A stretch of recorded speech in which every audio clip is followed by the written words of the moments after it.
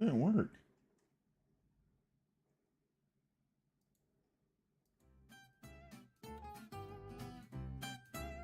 I'll wait for it to fade off. Yeah, I need your link. Oh, I need help.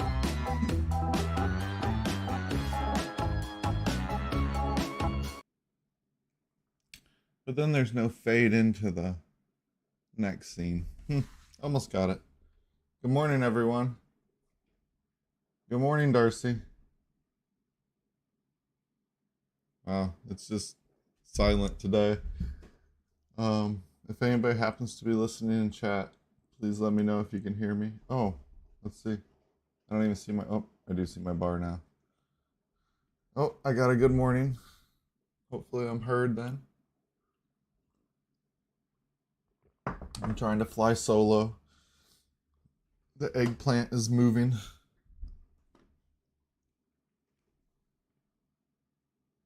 No confirmations, just the good morning. Oh, I'll live with that. That'll be fine. Let's see. But then I gotta hide this. There we go. Makes my bars smaller. Oh, I can be heard. I guess I'm loud and clear. Yay. Let's see if my bear's working right. Yeah, he looks good. Mouse not moving very well. Hello? Whatever. So I hope everybody's having a wonderful day or morning or afternoon, depending on what part of the world you're living in. Today, I don't know what today will bring in our show, but on Wednesday we would have staking, so we'll talk about staking in crypto. And then next week, I guess we're talking about reality. It says, my reality, not yours. I wonder what that means. That'll be an interesting topic. But today is today, and we have, it looks like a lot of stories to talk about. So let's get into it. Ooh, catnip. Catnip's insect-repelling powers grow as puss chews on it. I don't know. I don't know if I like that title. Could be a little better, but I don't know if I like the puss part. It just doesn't really fit and flow well. I know what they're trying to do, but oh well. Damaging the leaves boosts the plant's chemical defenses and their appeal to cat. Damaging the leaves?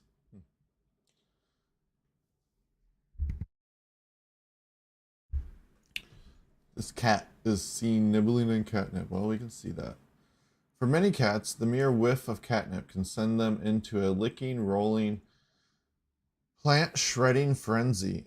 The destruction boosts the plant's natural defenses against insects and birds, new data show.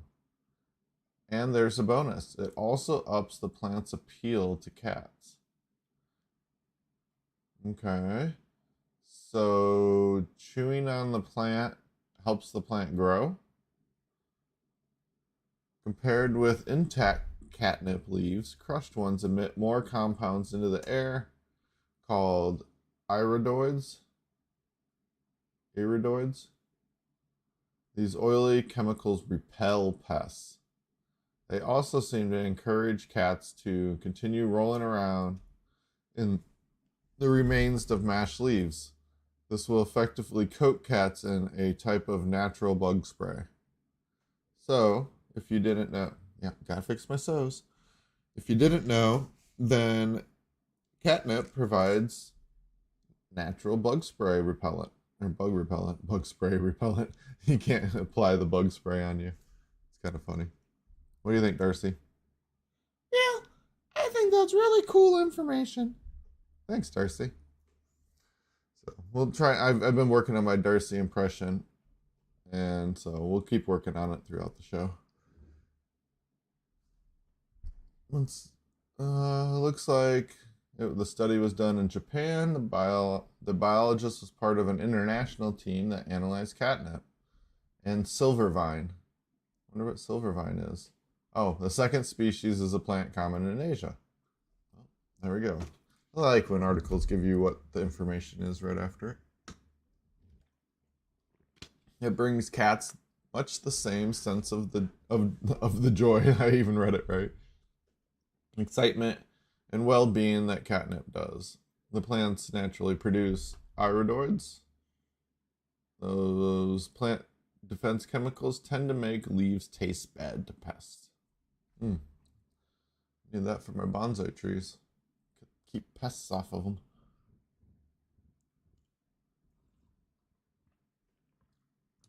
Lots of other stuff. Power words. Whoa, whoa, whoa. A biologist. Oh, yeah, because I pulled this from the kids' place. Oh, cool. Then that means all these green tabs. I spread them out. I didn't organize stuff together, so it's like just totally random articles. So we'll be going from space to AI to animal stuff to, I don't even know. But I cleaned out our email box today. Didn't really look for new articles, but then the email box mostly has like techie stuff, so this is where I got the animal things from. They're going to teach us about the biologist. The word means a scientist involved in the study of living things. And then we got bug, chemical, compound, data, defense, deter, insect. Oh yeah, this one, iridoid. I wish they told you how to pronounce it. Uh-oh. We got Trend Nation. Well, since everybody else is a moderator, I might as well just make you a moderator too. There you go.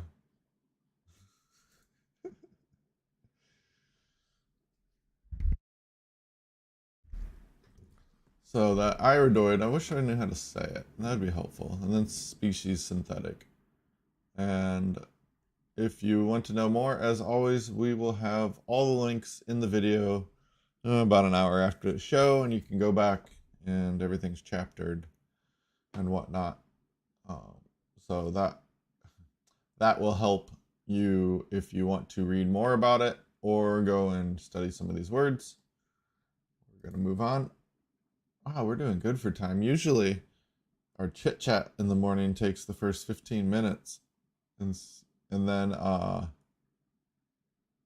we don't cover quite as much. And now we're a little ahead of time. It's kind of interesting. But people like our chit chat, so I've been told. They don't want just facts. Facts, data, facts. If you didn't know, the JWST, which is the James Webb Space Telescope, has been getting pummeled by aliens throwing rocks at it. So it's kind of like when you were a kid. Whoa, whoa, whoa, whoa, whoa, whoa, whoa, whoa. We're losing a moderator? No, we're not going to be 3 strong moderators. What's going on? Oh, okay, cool. Because, if we don't have enough moderators, the porn gets in. And that's an old joke based because we got our early streams, for those that may have not been tuning in. Like one time all of a sudden we started having somebody advertising porn, a random bot or something. But it was just funny, we weren't prepared. And it just kept going.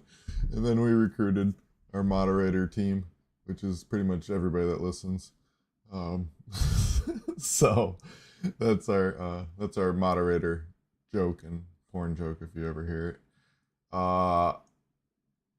But aliens have been throwing rocks at the JWST for, I don't know, for about the last. Yep. There we go. Yeah. Another moderator strong. Has been throwing rocks at the telescope since it's gotten into position. And luckily they started with smaller rocks, but I guess they're now driving by and throwing bigger rocks. And seriously? This is still back from then? Huh. Okay. I thought it was more of an ongoing thing. We've talked about this before. So it got hit by an initial blast of asteroid rock, space rocks. And I guess they're asteroids. Anything floating around would probably be an asteroid. What is an asteroid? I don't have Darcy to look things up for me. In math. Wait. Did I not spell it right? It's a mathematical thing?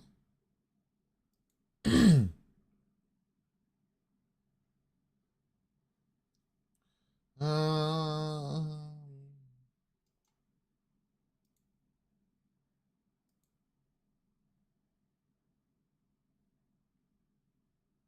okay. Did I spell something wrong?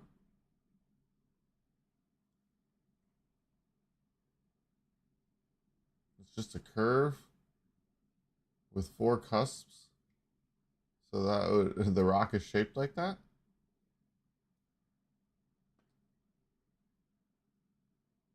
Yeah, it looks like I spelled it right. I mean, that's where I usually doubt myself first. Okay. Guess it's just a mathematical curve. But so now the reports are coming out that the damage is much worse than before. That's why we're seeing more people talk about it as of current versus past. I don't think this is an old article. Yeah, I can't find anything about when the article is from. Yeah, I don't know. But the rocks are hitting the JWST, and this time it hit it really bad. We're going to have more articles about it. I think there's a couple more that I had in here. That's why it helps to group, but it's more fun being random. And plus, it was a change of pace. And then Darcy can't correct me. She keeps me on task. She's so mean to me. I'm not mean to you. Yeah, you are. Not a very good impression. I'm going to stop with the impressions. I'm not much of an impression person. The JWST is packing some very unimpressive storage. I thought this was funny because I first read it. I read unimpressive images. That's what I thought they were talking about. But it turns out you may be packing more storage than NASA's pride and joy. The JWST may well have produced some of the most awe-inspiring images, and if you haven't got to see them, you can go to our last stream from last Saturday, or you can Google them, which would probably be much shorter than an hour and a half stream, but you wouldn't be quite as entertained. So kind of trade-offs. But the images are really nice, and in the history of deep space photography since launch. However, even the most modern laptop might beat it in storage stakes. So, the world's most advanced telescope only sports a 68 gig solid state drive. Wow. Though this still beats out the modest 2 gigabyte utilized by the Hubble. So it is quite a lot larger than the Hubble storage, but the JWST, let's see, you can't see probably, yeah, good. Not that I have any private files. Let's see how big mine is.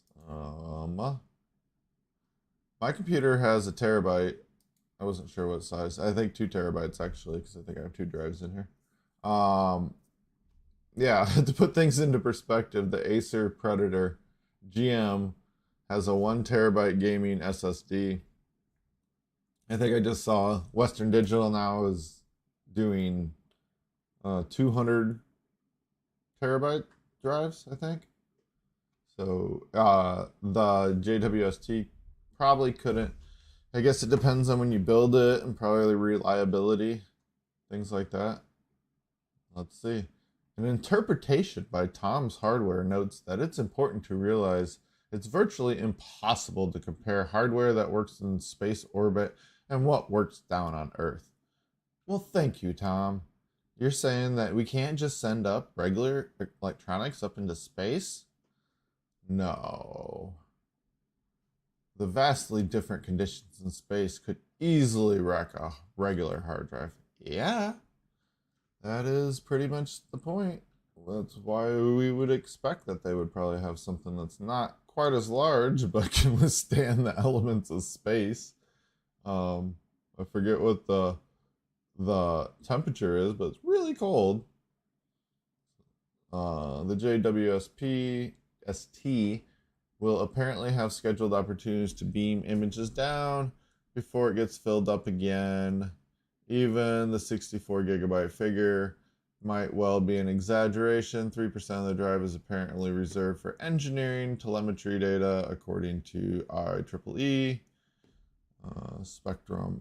In around 10 years, it's likely the storage size will downgrade to about 60. Yeah, because it collects crap. You probably can't reformat it while it's up in space. But what the telescope lacks in storage, it definitely makes up otherwise. Cool. But it was an interesting fact. Man, not warming up with Darcy. My throat's a little froggy today. We probably expect, I don't know, I guess the images would never get larger because you're not upgrading the camera. You would just have the slow clutter fillness of the hard drive. But I guess if they're going from 68 down to 60 over the years, that's 8 gig you're losing, but that's what, 4 times the size of the Hubble. So that helps. That it's still a lot bigger. All right, I think my throat's clear now, maybe. Next, we have computer science proof unveils unexpected form of entanglement. Oh yes, here's for our quantum entanglement people out there. 3 computer scientists have posted a proof of the NLTS conjecture showing that systems of entangled particles can remain difficult to analyze, even away from extremes. Really? You think it's hard to analyze entangled particles? No. I can see particles all the time. How about everybody out there? Wow, we got a lot of viewers today. I was just telling Link that we get more viewers when Darcy's not here. Just joking. Just joking. We get just as many. This problem, a striking new proof in quantum computational complexity. Wow, I was really butchering that word. Quantum computational complexity might be best understood with playful thought experiment. Run a bath, then dump a bunch of floating bar magnets into the water. I like really simple thought experiments or illustrations. If you have never seen a show called Numbers, it was an awesome show. They took real math stuff, and Charlie, who was the main character, one of the main characters, was, what was his actual role? I don't know. We'll just call him super smart guy. He was a professor at some university, but he would explain the super. Oh, sorry, I wasn't reading Trend Nation, but he would explain the super complex math stuff in really simple terms and illustrations. And then of course it was TV, so they had really nice pictures. Let's see, that's why they just got the telescope out there. Yeah, yep, that's why I was bringing it up, and we'll keep talking about it throughout the show, about the rocks hitting it, because I think I got a picture of where it damaged, and it's starting to affect. They're saying it's going to have a much more major effect.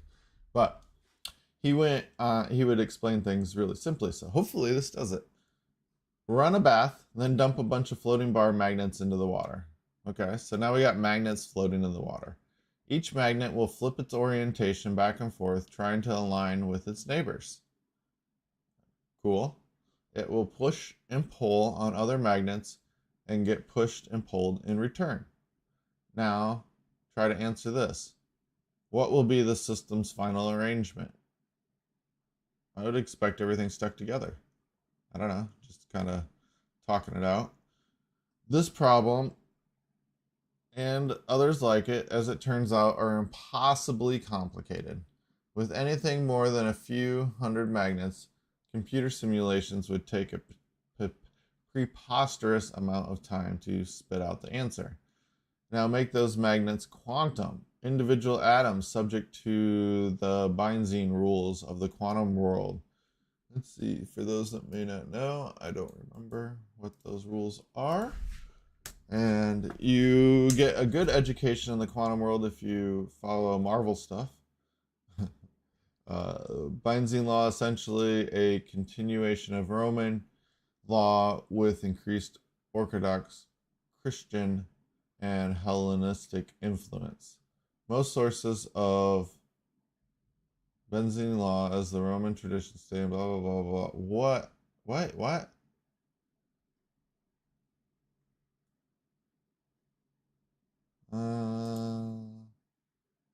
Relating to or characteristic of the ancient city, okay.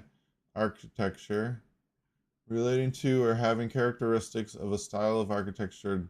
Oh, okay. So, let's see. Oh, that didn't help much. This is where I need Darcy. I miss you, Darcy. I miss you, Jeff.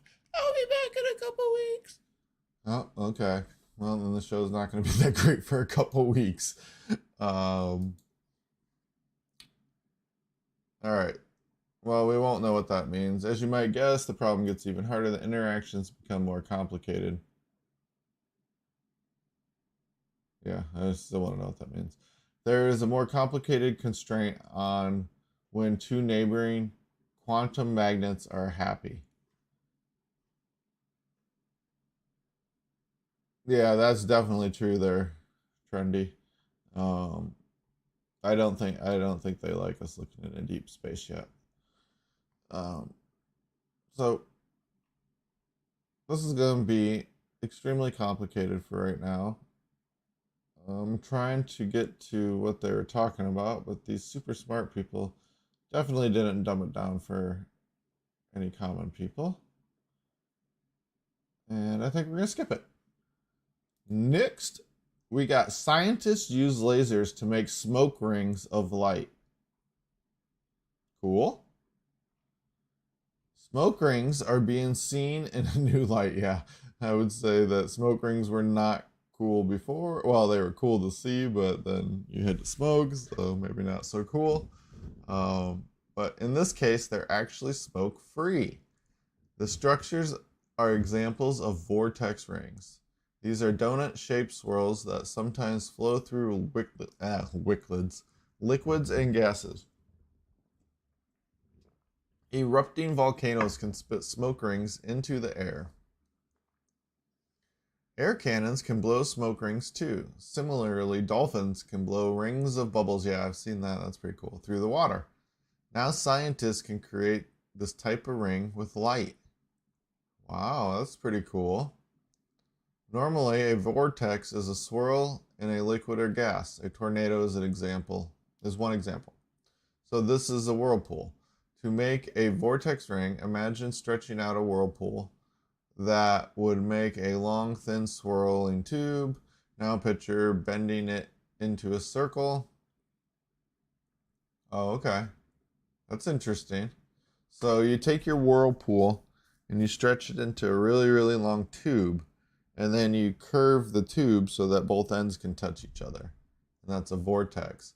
So within the circle, it's rotating the perpendicular to the direction the little donut shape is going.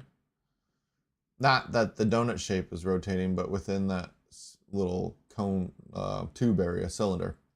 Then attach the circle end, and now you've got a vortex ring. These rings travel through liquid or gas as they swirl.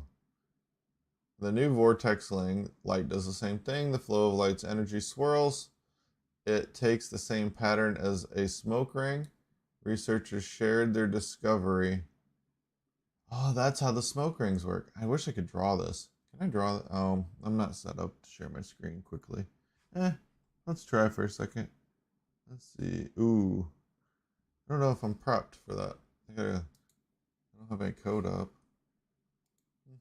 Let's not worry about it. But it's just kind of like I'm doing it with my mouse. You get the swirls going this way, but then it's going around. I'm gonna try it. Let's see. Paint. See if we can draw live. Let's make this big. Nobody's watching what I'm doing, so let's see if we can do that. Screens. Jeff Browser, Jeff Code. None of those. Nope. Not gonna work. Oh well. See, my fade in, fade out's pretty cool, huh? But that's changing scenes. Wasn't as cool this morning. The light rings. How do they do this? That's the hurricane-like structure. We already knew how to create it using lasers. The team shone the light through a special device to bend the tube into a circle. That made the vortex link. Or I thought they could. I was hoping that they were going to be able to do this just up in the sky. But it sounds like they can do it, but they got to do it within a special tube.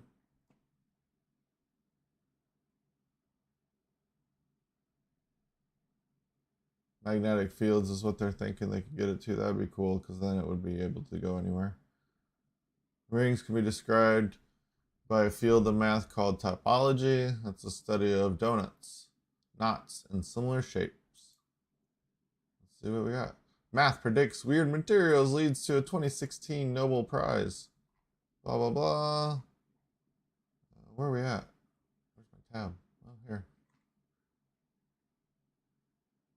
Thinking about bread.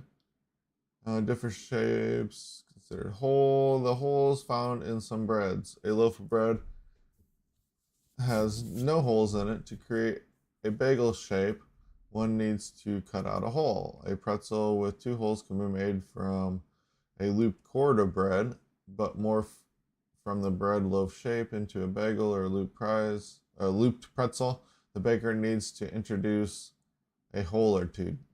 That makes the shape, from a topological point of view, quite different. Interesting. Well, if you want to learn about topology, you can click on the link inside of the vortex ring. Oh, I guess their picture is pretty good. So you can see it's rotating this way, but then it's also rotating in that direction. Like, not rotating, but that's the donut part of it. And then you got the rotations inside of there. And if you broke it, say right here, and stretched it out, it'd be like a whirlpool or tornado. Pretty cool. What time is it? 8:30. We'll go a few more and then we'll take a break. Coffee's getting a little low. Oh, this one's cool. If you want a decorative JWST mirror, you can get one. A custom-built decorative piece that celebrates the science and engineering of the JWST.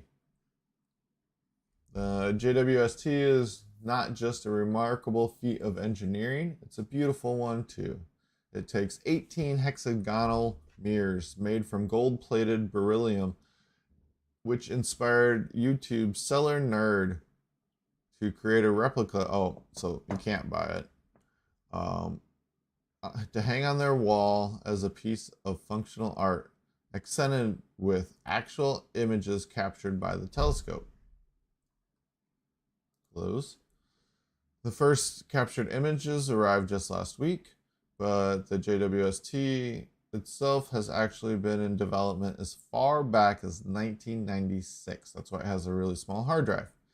With a major redesign in 2005 and construction finally being completed in 2016. The telescope's mirror array measures 21 feet, making its light collecting area about 6 times as large as the Hubble, allowing web image objects that are even older. Allowing the web to image objects that are even older and further away. This will help blah, blah, blah. But Seller Nerd's reproduction is a lot ambitious and looks really cool and costs a lot less than 10 billion. Let's see, we can play this video.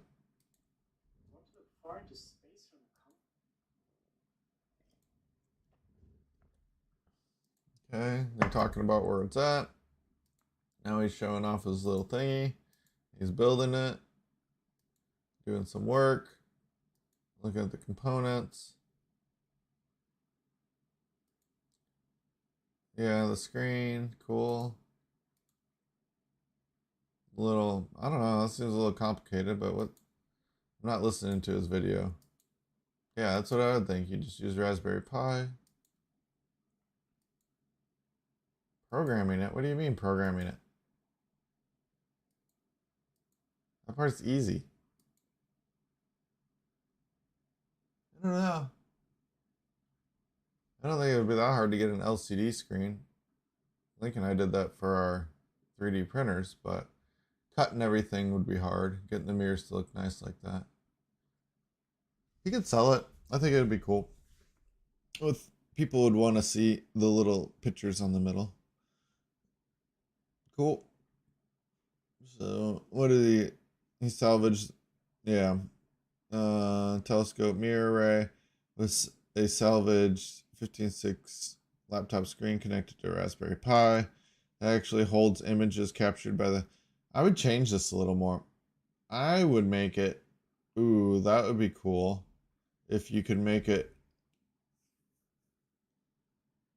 Like, the mirrors, all the mirrors could change into a screen. So it go from going with the gold reflection, and then all of a sudden it's just a big TV screen. That'd be kind of cool.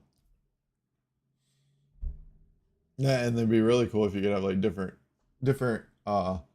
images on each of the different mirror array cells. That'd be pretty cool. All right. What we got next? Milky Sea phenomenon captured on camera for the first time. All right, here we go. What is the Milky Sea phenomenon? The mysterious and elusive Milky Sea's phenomenon has been captured. Okay, we just read that.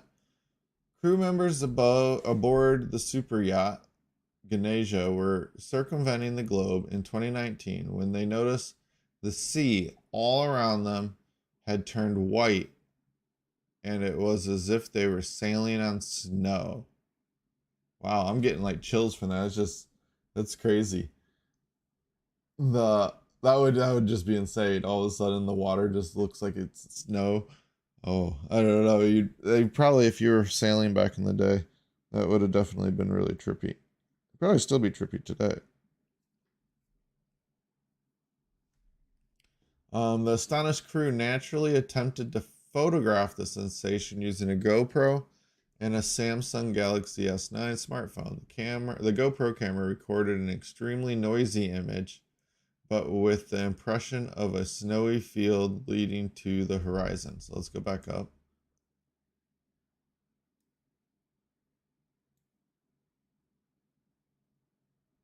Oh,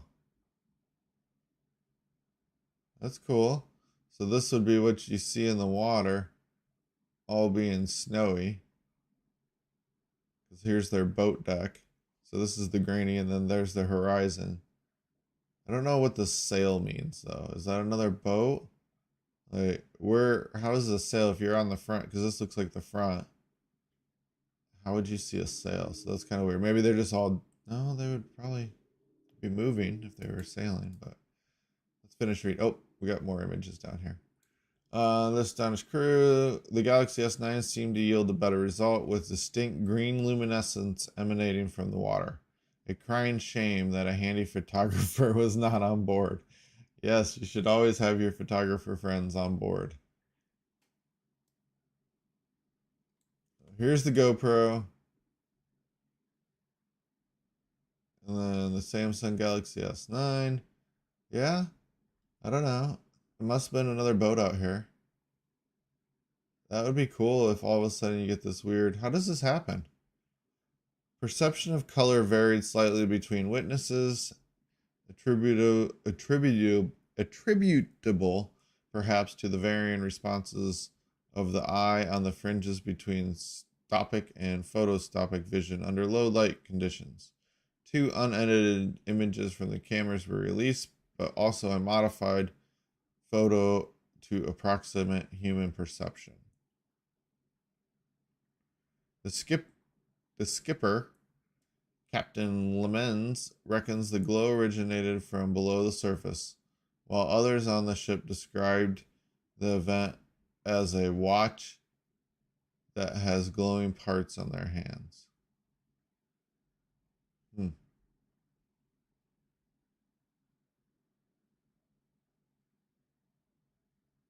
Milky Sea transit. What? This is where you get to see it? I don't know. So here's the phenomenon. The Milky Seas only appear twice a year and sometimes not at all. Until now, the rare event has only been described by word of mouth from maritime voyagers. I'd say there's only a handful of people currently alive who have seen one. They're just not very common, maybe up to 1 or 2 per year globally. They're not typically close to shore, so you have to be in the right place at the right time. It was sailing close to Indonesia at the time and is believed to have sailed through the Milky Sea that spanned over 39,000 square miles, according to satellite data.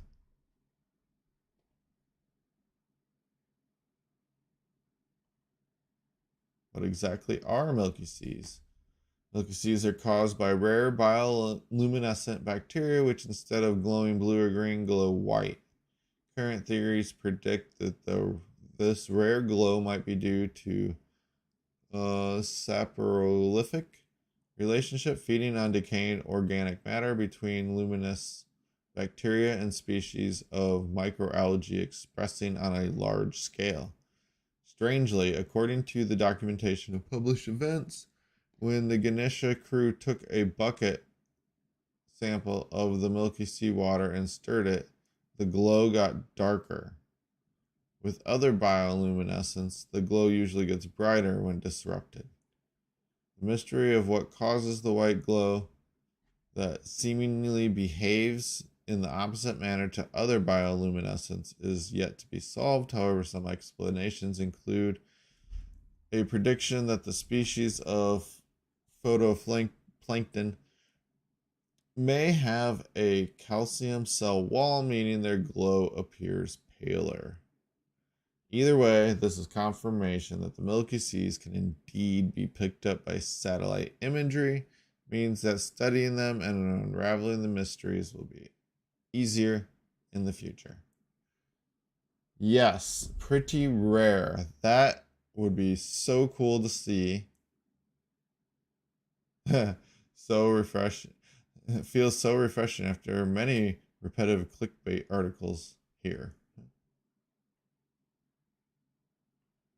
But if you were super rich, you could take one of your satellites and find where the Milky Sea is at different times, and then probably take your super yacht and go over and see it. Now, it does take a little while to get your super yacht around the world, even as fancy-pantsy as they are. But you could probably treat your friends to special Milky Sea views. And then you'd be like the Milky Sea captain. That doesn't sound good. But, all right, we're going to take a short break, and we will be back in 5 minutes or so. And our next article, for those that would be waiting on the edge of their seats. Okay, we'll skip that one because the last quantum one. Oh, that one's going to be, man, we're going to put that one at the end. We put this one at the end. Ooh, this will be a nice fun. Oh, how heat kills. Ooh, very serious. We're going to get on our serious faces. The human body is good at cooling itself off, but up to only a point. We will talk about heat when we come back. And then, oh yeah, and then we're going to squeeze in some crypto stuff. Polygon got selected for Disney's little Accelerator program. That'll be interesting too. All right, we'll be back in a few. Are you going to be back, Darcy? Or are you going to tell... Darcy's going to tell jokes over the music while we're on intermission. Music. There we go. All right, Darcy, tell him some jokes.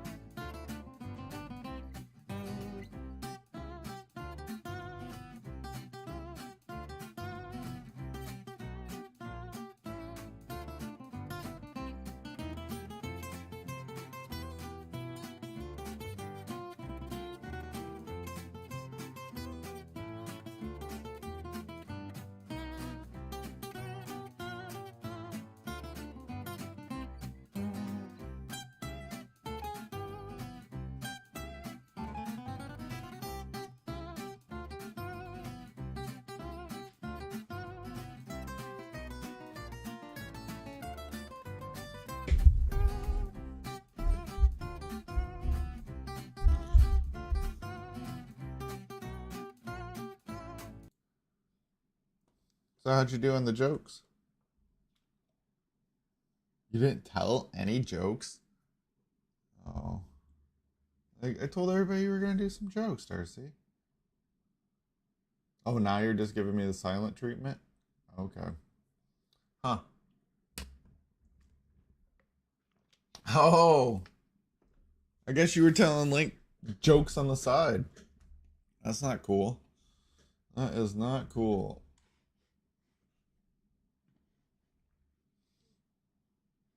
Trend, you were hearing jokes too? Oh my gosh. That's just horrible. Horrible. All right. Where were we at? We were going to talk about how you need to be careful around heat as summer heats up.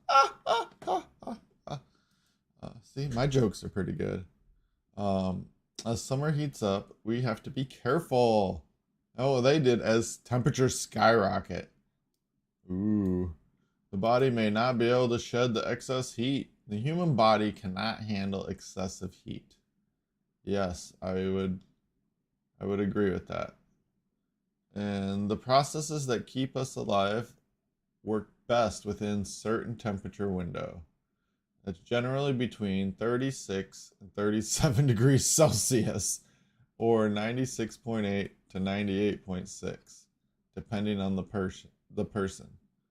So if you didn't know, our body doesn't have a very wide operating temperature range. And that's why it is really important to monitor your body temperature for lows and highs, because I guess if it goes low, you might be dead. And if it goes high, you might soon be dead. So, if someone's body's core temperature goes higher, the body's primary response is to heat is to try to get rid of it. To get rid of excess heat, blood vessels in the skin dilate or expand. At the same time, the heart begins beating faster. That pushes blood flow to the skin. There, the blood can release heat to cool down. Meanwhile, sweating kicks in to cool the skin. Beautiful system. When people experience high temperatures again and again, their bodies can get better at shedding excess heat. That's why someone can move from cold Minnesota to steamy Florida and get used to the higher heat and humidity. But there's a limit to how much the body can adjust. That limit depends on an individual's health as well as other factors. And then my mouse, I gotta figure out what's going on with the mice. Like when it starts, it goes in reverse. It's kind of weird. When humidity's high, sweating won't cool the skin. Why, folks? Why? That's because sweat can't evaporate with high humidity. And what is humidity? Does anybody in the chat want to say what humidity is? If the body has to keep dealing with heat without a break, it gets worn out. People can experience heat exhaustion, which causes weakness, dizziness, and nausea. If a person still cannot cool off, heat stroke may occur. This signals that the body's ability to regulate heat has broken down. This can allow core body temperature to climb as high as 104 degrees Fahrenheit or 40 degrees Celsius for the Celsius people. Heat stroke can trigger seizures, convulsions, or a coma. Without treatment, death may follow. So no one is immune to heat, it says. What about like Human Torch? It looks like he gets pretty hot. We have nobody that's going to give me the definition of humidity or what humidity is. I'll give it another minute, then I'll tell everybody. The elderly are considered more vulnerable. One reason, they have fewer sweat glands, but their bodies also respond more slowly to rising temperatures. Children, too, are at risk because they haven't fully developed the ability to regulate heat. And pregnant women can struggle because of the demands that the fetus puts on the body. So, yeah, I don't know how. I gotta just pause not to use so. The moral of the story is don't let the heat get excessive. And, oh, humidity. There we go. We got one. Humidity. Thanks, Patricia. Humidity is the water vapor in the air. Yes. That means that when you go to sweat, if the water vapor is already near 100% humidity, the definition is more hot and muggy. That is true too. That is true. But as the humidity goes up, that's the measure of the water vapor in the air, according to Patricia, and which is correct. And as it approaches 100%, then the air can't absorb any more water, which then in turn means your skin can't, the sweat doesn't evaporate off your skin, which then means you can't cool your blood vessels, I guess, or your blood, because that's what it's really trying to do, because your skin's overheating due to all the blood that's coming to your skin. And then your skin's overheating, which then means the blood's not cooling down as it flows back around. And then it's just a general build of heat, and all those horrible things that I just read off will happen. People with diseases and other problems definitely can have trouble cooling their body. And people living in poverty often lack air conditioning and other resources to help them beat the heat. That is so true. And they often live in very warm places, the people in poverty, because there's other advantages to not having winter, and for people without money. And then it's just self-fulfilling prophecy, because of the fact that you're trying to save money and then you have other problems too. I don't know if that would be that, but it would be a different term. But that's it. And then we have all these great definition. Heat exhaustion. I will read that one. Oh, they got humidity. A measure of the amount of water vapor in the atmosphere. Air with a lot of water vapor is known as humid. And as Nation pointed out, that is also very hot and muggy, as people describe it. A dangerous illness is heat stroke. Oh, so heat exhaustion, an illness that can result from prolonged heat exposure. Symptoms include extreme sweating, fast breathing, and a weak pulse. Without treatment, heat exhaustion can turn into the next horrible term, heat stroke. A dangerous illness that can result from prolonged heat exposure. Symptoms tend to include dry skin, fast heartbeat, and just general unpleasantness. And then that doesn't have another disease it leads into besides death. Not good. Not good. Moving on to happy stories. Polygon among 6 Web3 projects selected for Disney's Accelerator program. If you're not familiar with Polygon, Polygon is a layer 2 blockchain that sits on top of Ethereum and helps and do a lot of the same stuff that other blockchains does, but at a much cheaper cost. Walt Disney Company hasn't yet made any crypto plan of its own, but now it has multiple crypto companies in its Accelerator program. Disney announced the 2022 participants of its Accelerator program. I know, it's so great that they accepted pretending to program. We were working so hard to get into. Oh wait, we weren't selected. Oh, did we apply, Darcy? Did we apply? Did you get those applications in, Darcy? I'm taking your silence as a no. How could you not do that? I'm a horrible actor. So I'd definitely probably not be able to act very well. But Disney announced who it was. Raise your hands if you remember your first Disney experience like it was yesterday. Well, we were just rolling off of people that don't have money, so I don't think people that I don't think a lot of your average people have had that Disney experience. So sorry that I don't think that applies like it did maybe when we were younger. I wonder. I'm trying to think if everybody, if a lot of the kids my age got to go to Disney versus a lot of the kids today getting to go to Disney and pay, what was it? I don't even know. I don't want to say, but I think it was like $125 a day per person. Let's see. Oh, well, we definitely can't show anything Disney. I don't want to get any strikes. Never mind.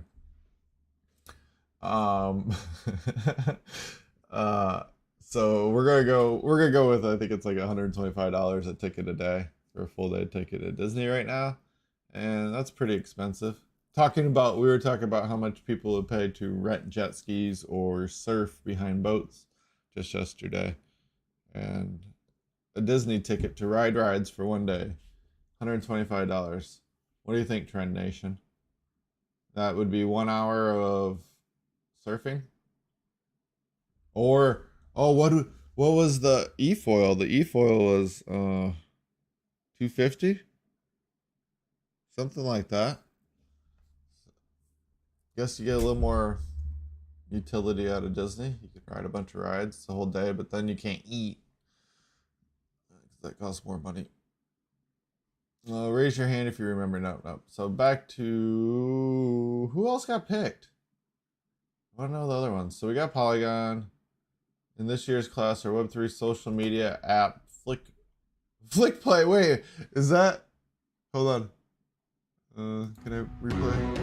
Oh, Flip a Clip is the name of our thing that Darcy uses. I was wondering if they were part of the Web3. Maybe that's like their parent company. Artificial intelligence platform InWorld. Let's look at InWorld real quick. And then a Web3 storytelling platform, Lockerverse, augmented reality company, Red 6, and Obsess, an experimental e-commerce platform. The program kicks off this week. Wow. That's pretty cool. Let's see. 1, 2, 3, 4, 5, 6. Yeah, because Polygon's the 6th. Disney says participants will be provided with investment capital, access to co-working space at the entertainment giant's creative campus in Los Angeles, and mentor support and guidance from Disney's executives, entrepreneurs, investors, business leaders. Wow, that's pretty cool. I want to be part of the Accelerator program. We can do it. Let's do it. Yeah, it's a little expensive now days, but some kids still may get to go. What do you think? You're in the younger generation. Do you hear? I know you're a little early on having friends with kids, but what do you think about people your age when you were growing up? Did they talk about going to Disney? That's what I want to know. Trendy. So the Accelerator is open to venture-backed growth stage startups with a vision for impacting. Oh yeah, you gotta have like venture-backed. You gotta have money. So they want you to have money, and then they'll add some more money to it. And they're covering all the different areas: AR, AI. Yep.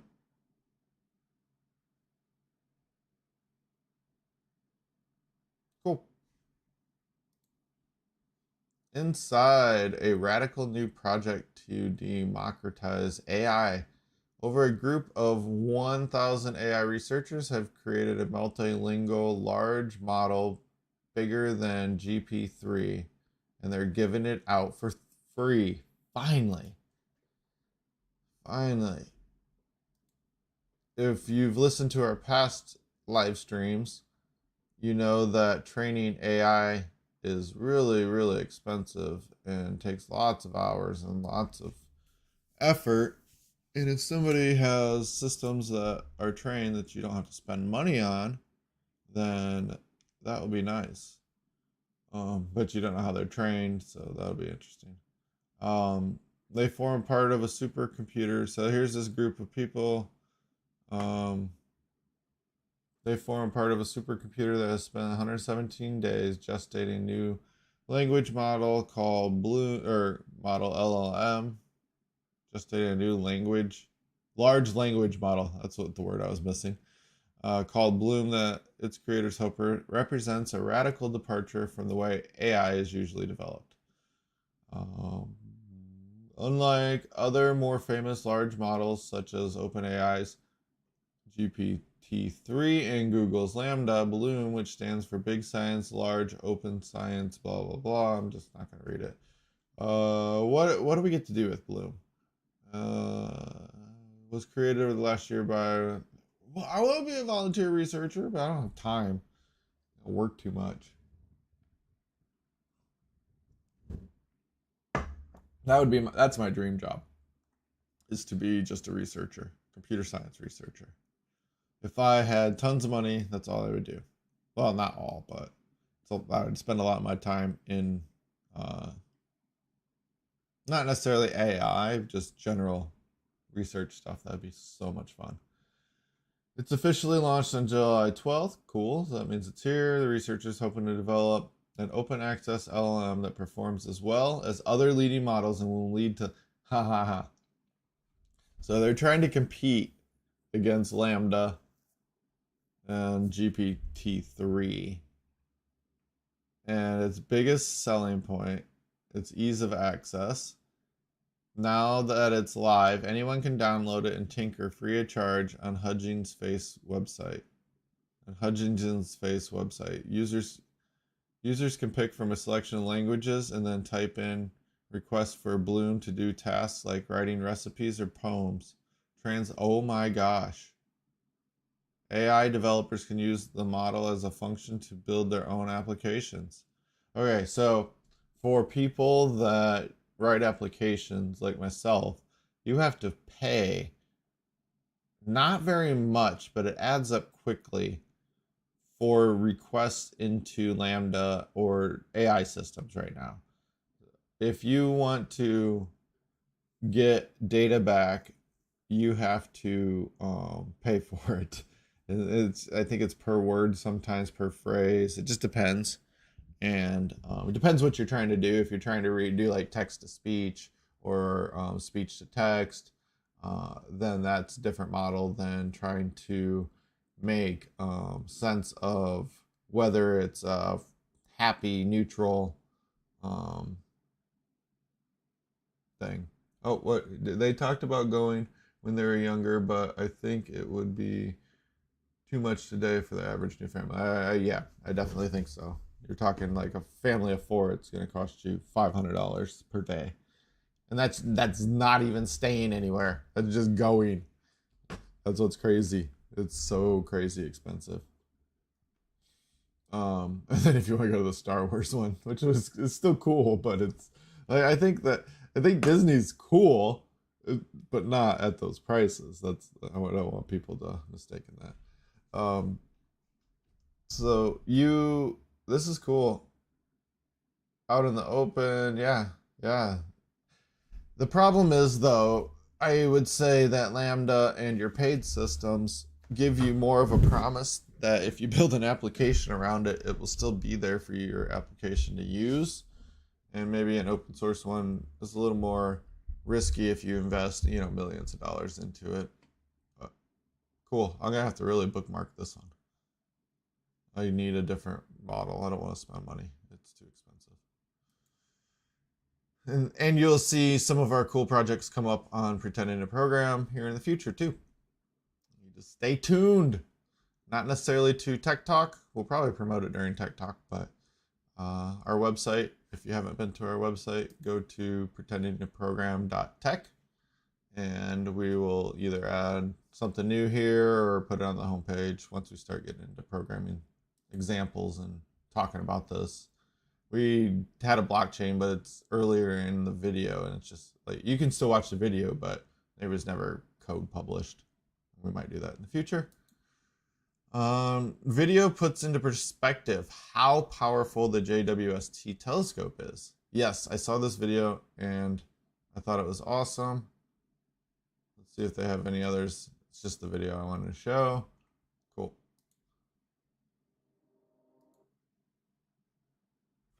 Can I make this big? I'm gonna make it full screen. Hold on. It's not a very long video. So we're just gonna watch a video real quick. I think I gotta stop it at times and talk. I don't remember what the rules are. Trendy, do you know the rules? You watch a lot of people. Or I just gotta talk over it maybe.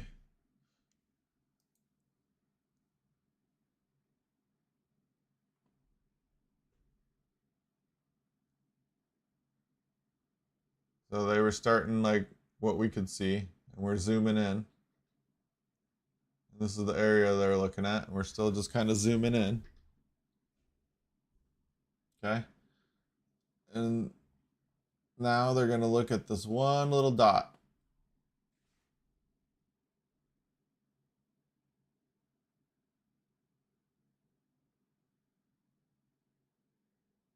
And so maybe this is him with his regular telescope. And then they're going to use the JWST. Yeah. So that's what the JWST can see versus his little telescope. And then they keep zooming in to see more stuff. All those little galaxies. And all he saw was a single dot. And now you see all this stuff with the JWST. It's kind of interesting that... Let's really put that into perspective. That's interesting. This isn't the video I thought it was. But it's still just as cool. Alright, let's pause right here. And let's minimize this. Oh, Anton. I love Anton. This is what his telescope sees. And we'll even go back just a hair further. This is what I'm thinking. I believe this is what a regular telescope. I'm not sure whose telescope sees this. If any music comes up, it's probably not the best. So talking over it is the safest bet, yeah. And you see the dots and you're like, oh my gosh, look at all those stars. Those are cool, faraway places that we'll never get to see in our lifetime. More than likely.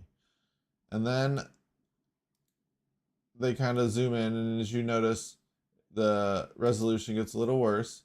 So match my image. So this must be his personal telescope, which, if you think about it, these are dots or galaxies that we'll never ever reach. Some of them may be a planet in our solar system. I don't, I'm not an astronomer. I'm not very good at this. I just really am fascinated by space and the science that goes into traveling in space. But as far as what the planets are, I have no clue. And yeah, can match with color and zoom in the same region. My telescope can only offer a handful of faint stars.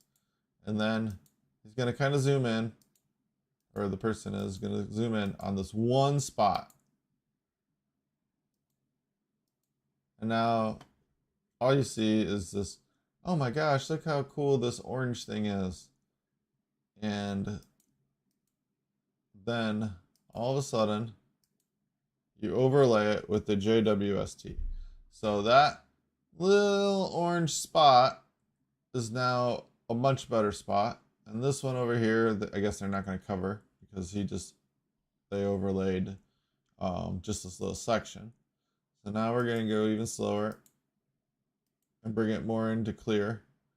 And then it says the JWST's infrared camera revealed thousands of galaxies. So a second ago, if you look off to the side, there was nothing over here. Maybe this little speck right over here is something. Oh wow, we're already running out of time. I just caught time out of the corner of my eye. Squirrel. All they had was the little orange thing, and now we have all these new. Like you get this swirly thing that wasn't even there. Let's just go back. before. And we'll go back even more. This is before they start overlaying anything. There's no swirly thing. That's the crazy power upgrade that we have. And now it's just it's a totally different view.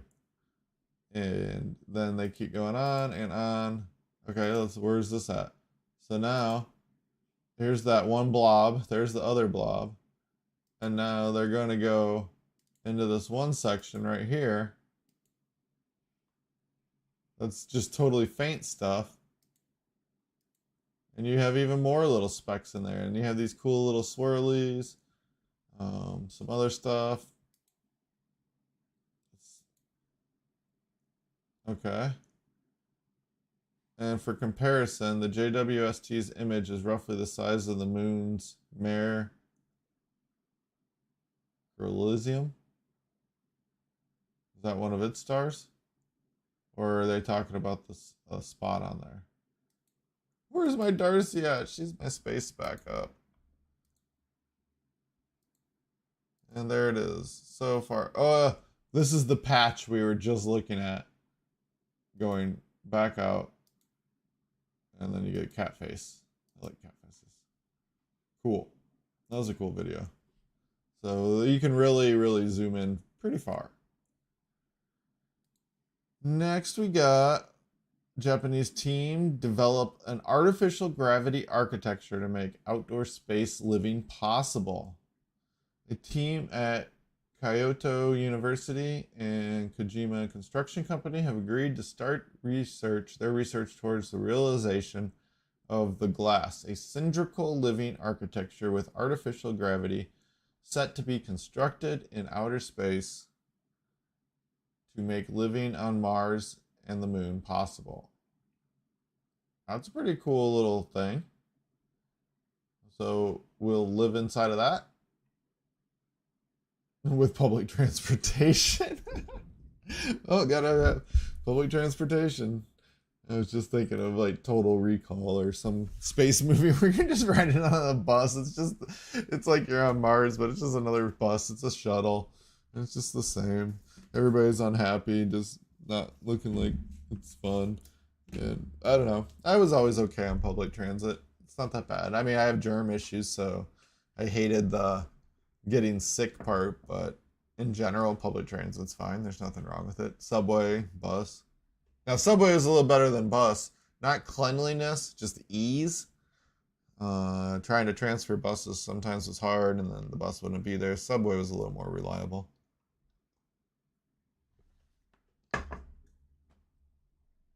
The team in Japan wants to build this type of structure, and then they would have that would help. I guess the shape helps with artificial gravity,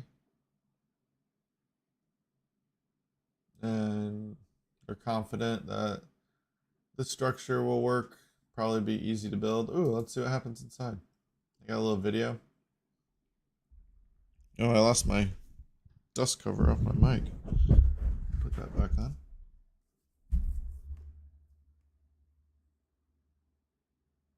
What? Wait, what? I'm confused. No way. All right. So they're gonna, yeah. That's exactly what I thought was just gonna happen. Each slab is vertical, but because of however they are doing gravity, it will, that would be, I think people would get a little disoriented at first, but it'd be really cool. You can't like jump or fall off, but I think that it'd be a problem if the machine or however the gravity is simulated. Wow, that's really cool. Turned off, everything would just fall. Maybe, I don't know.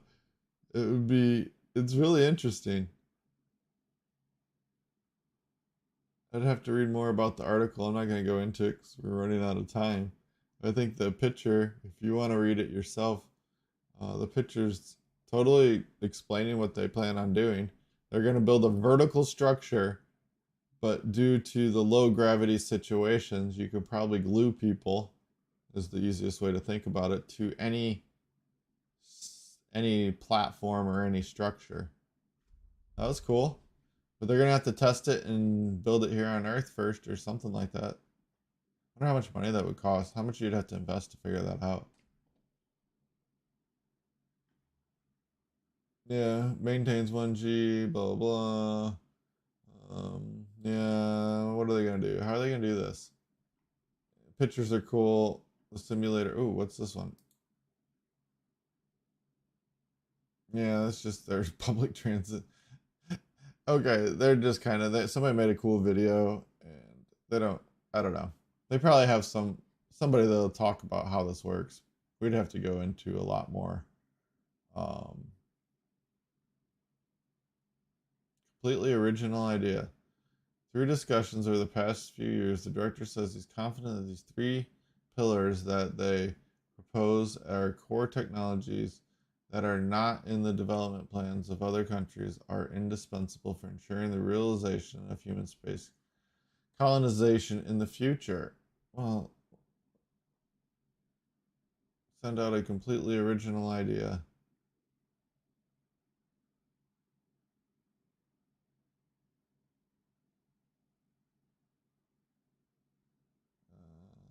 Okay. They don't really talk about it though. All right. Butterfly tails might be part of an escape tactic. Ooh. These eye catching wing extensions break off easily in the beaks of attacking birds. Ha ha ha ha ha. So you think you caught them, but you didn't. It's kind of with the same as reptile tails. The tail-like extensions on some butterfly wings may be more than just stylish. These breakaway parts may help them survive attacks by hungry predators, new data suggests. The eye-catching tails may have evolved as a decoy to help keep hungry birds from grabbing the butterfly's head or abdomen. This might also help explain why such wingtails have evolved multiple times in different species of moths and butterflies. A lot of these butterflies display tails, and we don't really know why. To find out, they collected sail swallowtail butterflies near a part of France. The insect's formal name is Iphicades podaris. Yeah, no, I'm not even going to try to repeat that. These butterflies are found throughout Europe and Asia. They get their common name from the two black tails extending from their wings. They look a lot like fork tails from a family of bird called swallows. On the wings just above the butterfly's tail are splotches of blue and orange. These vivid colors stand in sharp contrast to the yellow stripes covering the rest of the wings.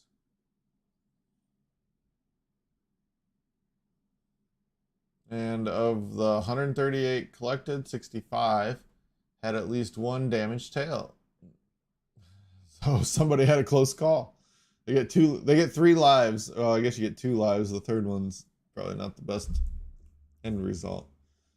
I wonder if they can regrow them. The birds weigh in. The team decided to test that idea. They captured several dozen songbirds called great teats. And then they introduced butterfly mimics to caged birds. Oh, they just fed the butterflies to the birds. The biologists made the fake insects. Oh, they made fake butterflies by gluing real swallowtail wings to a cardboard body. The video recorded shows how the birds responded, and responded they did. They attacked the faked insects. Yeah, of course. And nearly 3 in every 4 of their beak strikes focused on the lower parts of the wings, and nearly 4 in every 10 strikes hit both the tail and the orange and blue colored areas on the wing at the same time. This was more than any other body on the area. Let's see. Jeez. They're just teasing the bird. That's so funny.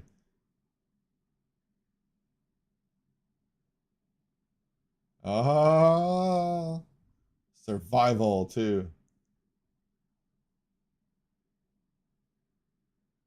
Yep. You survive for another flight, the butterfly. Their data suggests that those tails distract birds away from the prey's most vulnerable body parts. Cool. Yeah, nature is pretty wild. They grew tails just because they were like, I don't like getting hit in the body area. Let's kind of make a decoy body part. And but really, if a bird's flying around, I would think you would have to land pretty dang quick if you're a butterfly, because you got that bird still he's not gonna be happy with his little piece of a tail.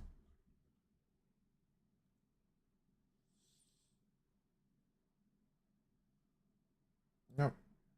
The survival benefits of the tails in real life, so they're not gonna use their fake butterflies anymore. The first laser weapon for a fighter delivered to the U.S. Air Force.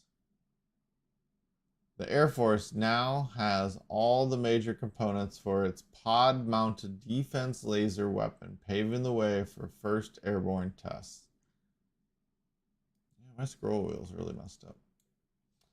The U.S. Air Force has received a high-energy laser weapon.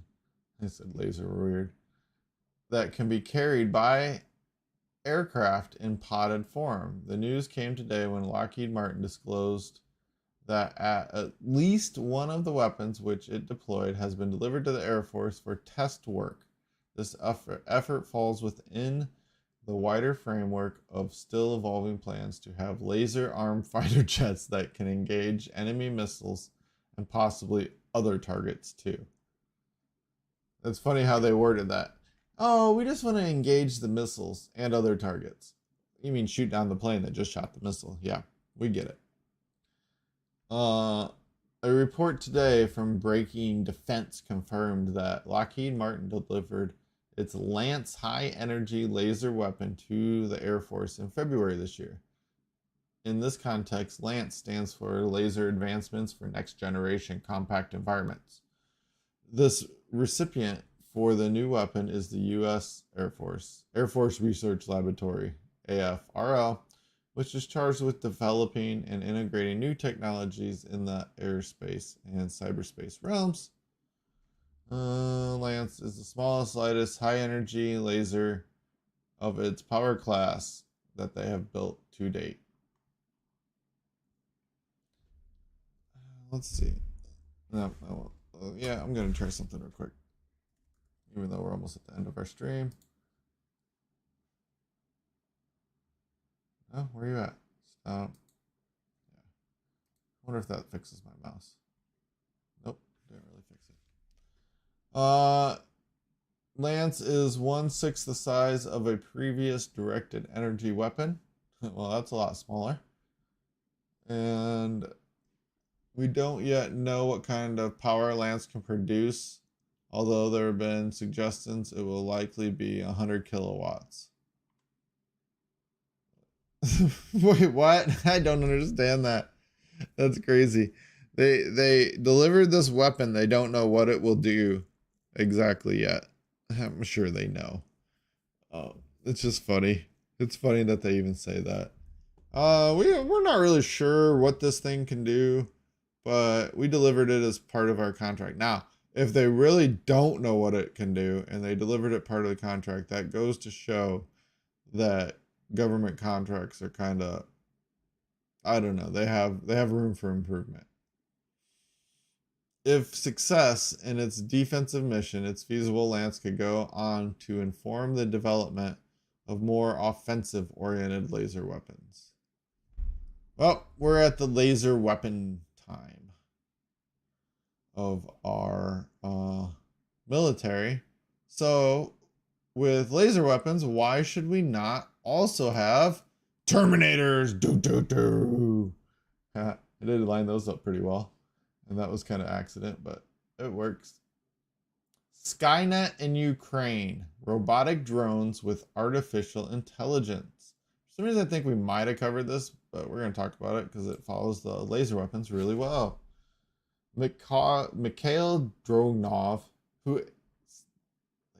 Mikhail Dronov?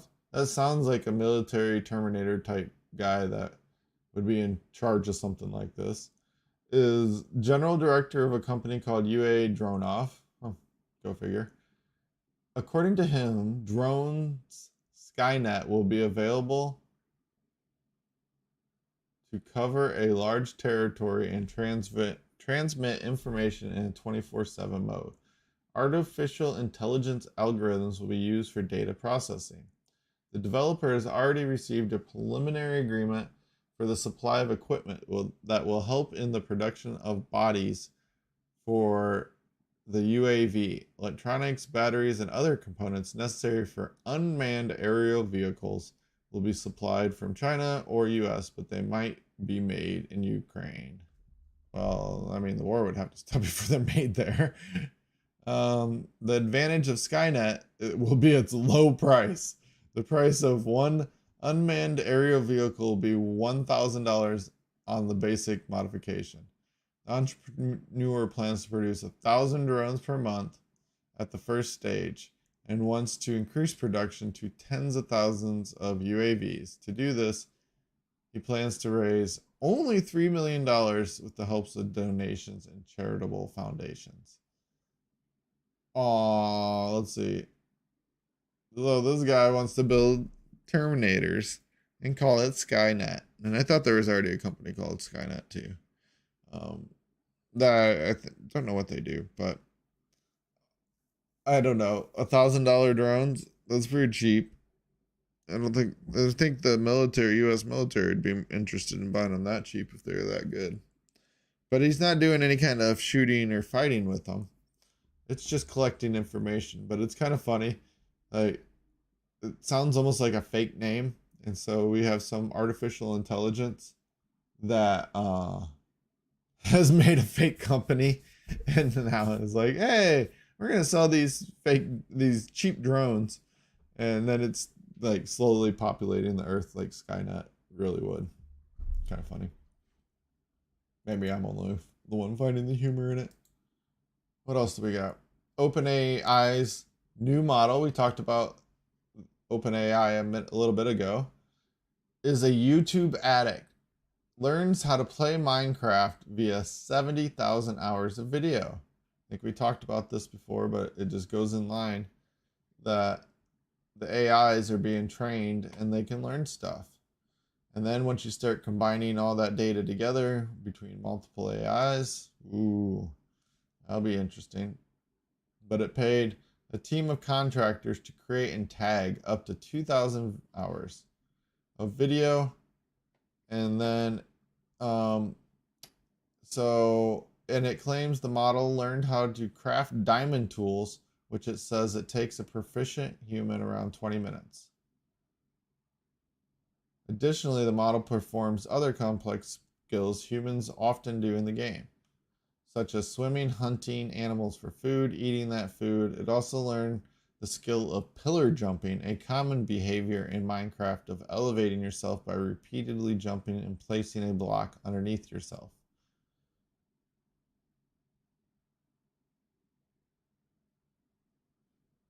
What do you think? Is building diamond tools hard? What does our chat think?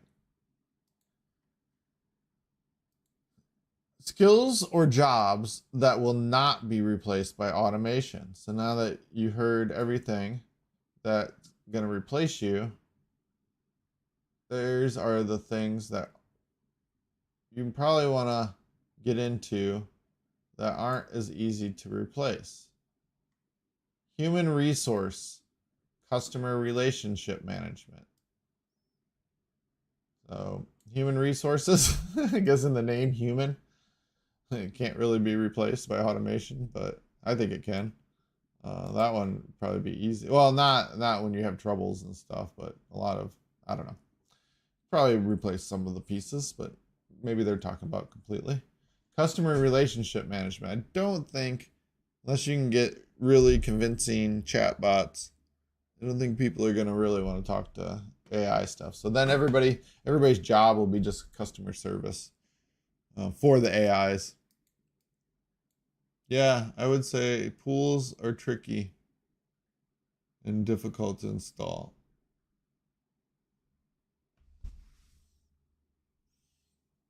Strategic and critical thinking. Automation can remove or simplify the process of implementing tasks, but it can't provide overarching strategy. So, I don't know. I think it could. That one's not good. Creativity. We've seen Dall-E. Dall-E's pretty creative, but I guess you got to have a human tell it what to do. There are some AIs that create it on their own, I think, but I'm not sure. This is a very distracting ad.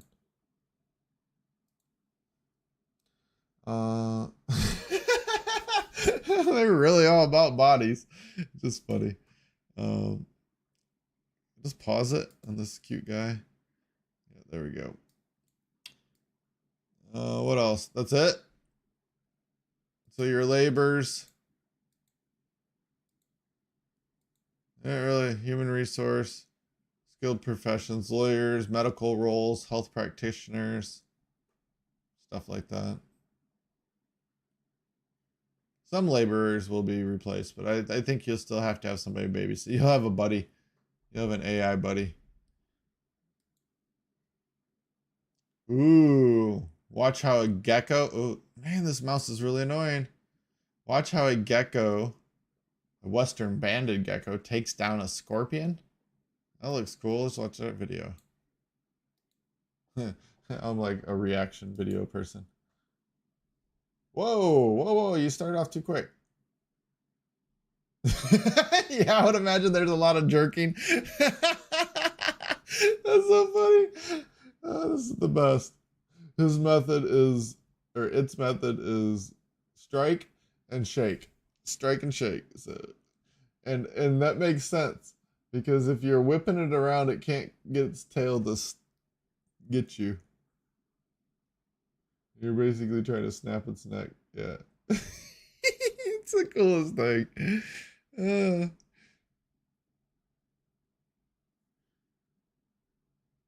Yeah, keep that tail away from your face. Yeah, I was going with damage the stinger, disorient it. That's pretty funny. Yeah, you gotta do what you gotta do when you're hungry. We got two more. Let's get through them and then we'll be done. No, these are the ones we canceled, so we don't gotta worry about it. I wanted to pull this. This was when I was clicking out of our email. That's where I got most of our stuff. Oh my gosh! No, we have one more. Do we got Craig back? Craig, are you back? I want to see you in chat. We talked about it like 50 times. I'm gonna bring it up. So we'll cancel this one. Oh, the reason I was talking about this because some Coinbase executive also got charged with insider trading, so I didn't know if it was the same one that launched the social media project, which would be kind of funny. And then we skipped missing link that could provide quantum technology, internet technology. Oh, yeah. I don't know. I think a lot of our quantum talk may go over the audience's head, but I don't want to speak for my audience. Craig, are you there? Well, we're going to look at Craig's video or his thing he submitted, regardless if he's here or not. Tired of waiting. All right, what do we got? Here we go.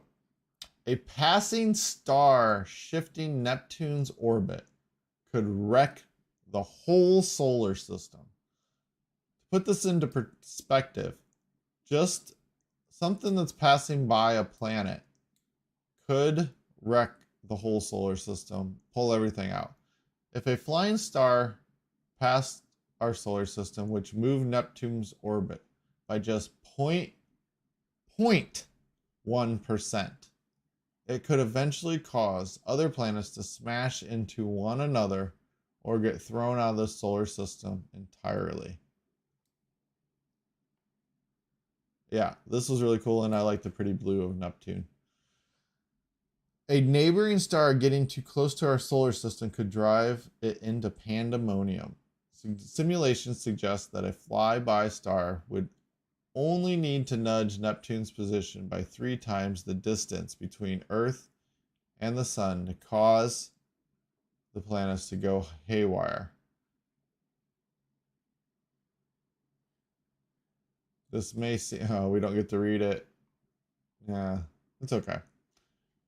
It may seem obvious that any significant shifts to planet position could have a large effect on our solar system, but now the new simulations suggest that this doesn't have to be as large.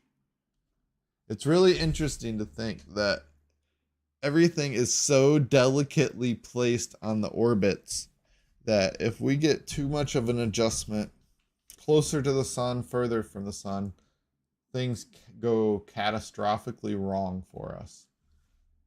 Also, if something else drives that